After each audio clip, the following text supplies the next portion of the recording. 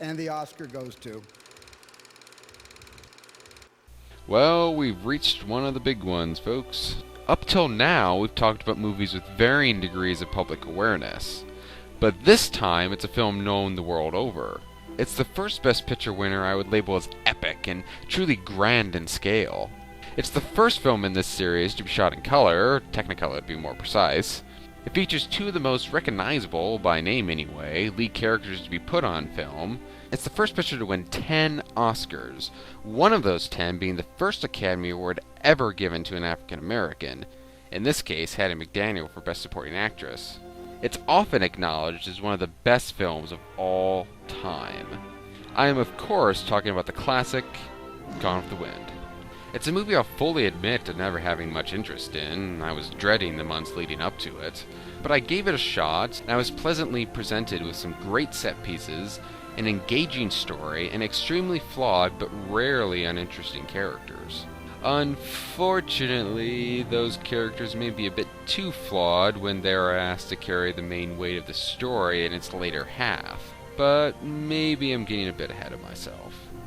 Gone with the Wind is based off the incredibly long, Pulitzer Prize-winning 1936 book of the same name by Margaret Mitchell.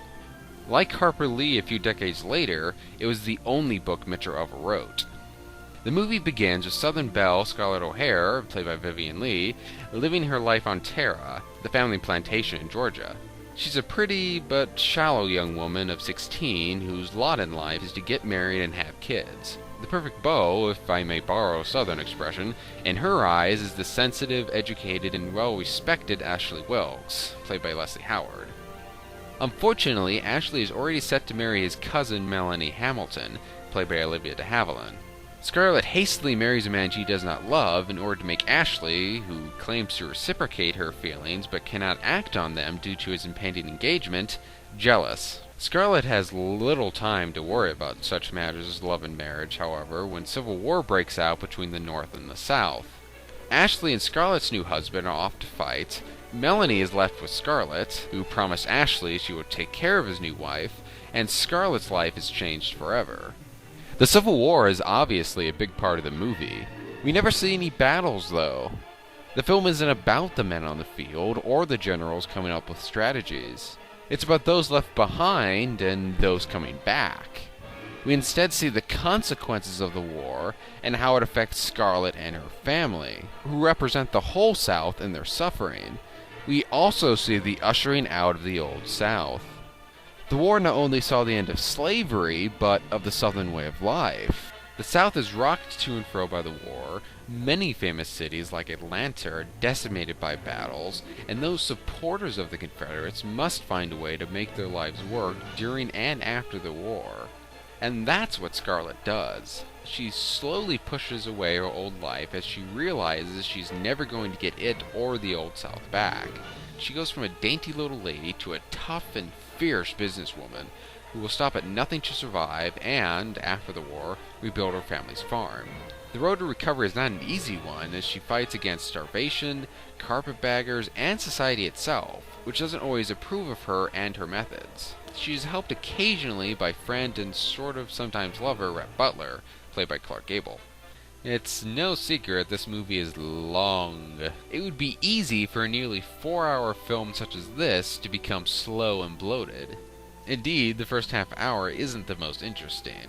It does pick up though, and I found myself gripped by the goings-on in Scarlett's life. For Gone with the Wind has what the great Ziegfeld, another lengthy Best Picture winner, did not. It has plenty of story to fill that time.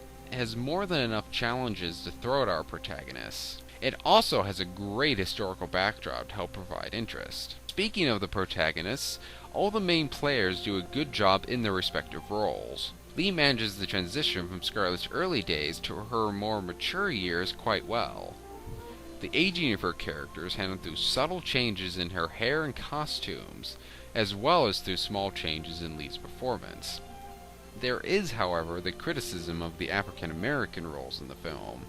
The black characters in the movie tend to be seen as revisionist and racist.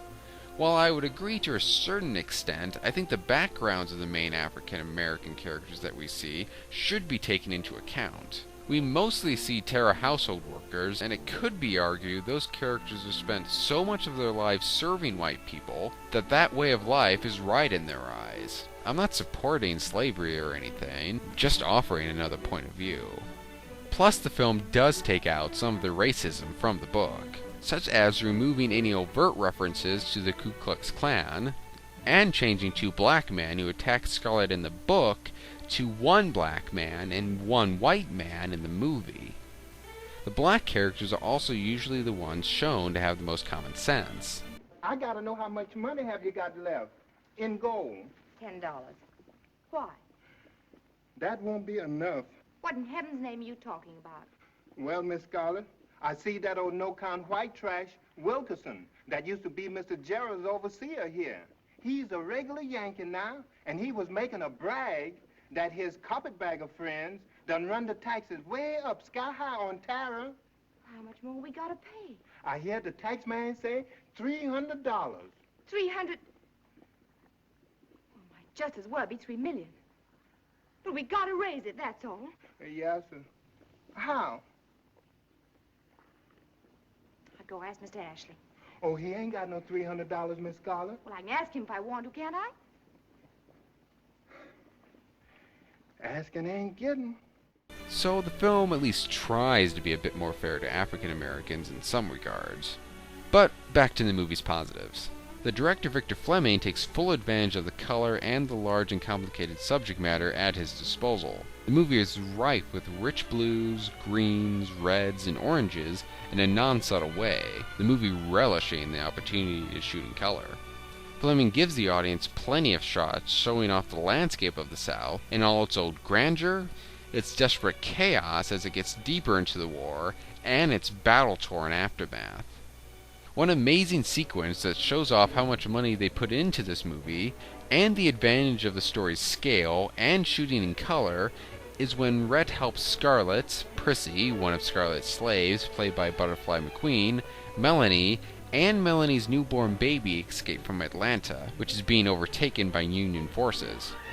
The fire that is quickly engulfing the city is a menacing combination of dark reds and bright oranges that, when set against the bleak night sky, gives the scene a real danger and sense of pessimistic panic.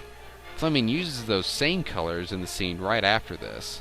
The difference is, instead of those reds and oranges creating danger, they are set against a quiet country atmosphere in order to create a visually beautiful and warm, intimate scene between Scarlett and Rhett. It demonstrates versatility and creativity from Fleming, who is able to use similar tools for a completely different mood and feel. With all these advantages, I was all set to place Gone with the Wind in the number 2 spot of Best Pictures. Then came the film post-intermission, which almost felt like a totally different movie in some ways.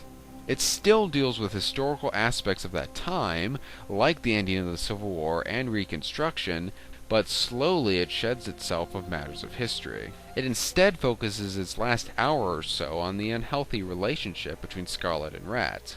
It's a relationship that has been unfolding here and there throughout the movie, and it gets worse as the film reaches its climax. In effect, the film goes from the grand story of the Civil War, i.e. Scarlett and those around her, to Scarlett's post-war woes, with little reference to the bigger picture. From what I understand of the book, I've never read it, neither it nor the film make any excuses for the fact that Scarlett and Rhett are pretty horrible people.